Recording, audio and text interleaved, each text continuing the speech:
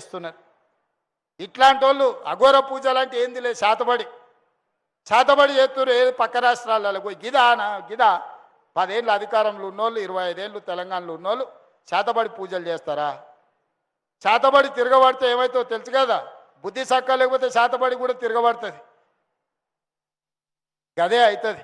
మళ్ళీ ఇంట్లోకి వెళ్ళి ఫామ్ హౌస్లోకి వెళ్ళి బయటకు వెళ్ళకుండా అవుతుంది. ఏం లేదు, అదే తిరగబడి మిమ్మల్ని అష్టదిగ్బంధం చేస్తుంది.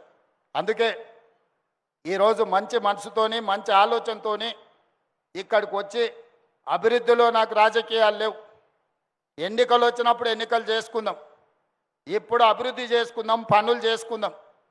మీరందరూ సహకరించండి. అద్భుతమైన తెలంగాణను, హైదరాబాదు నగరాన్ని అభివృద్ధి చేసుకుందాం. మీ అందరి ఆశీర్వాదంతో ఈ ప్రభుత్వం ముందుకెళ్తుంది. ఒడిదుడుకులను ఎదుర్కొని అధిగమించి ఆర్థికంగా నిలదొక్కొని విధ్వంసమైన తెలంగాణను వికాసం వైపు నడిపించడానికి నాకు శక్తినివ్వండి, నన్ను ఆశీర్వదించండి.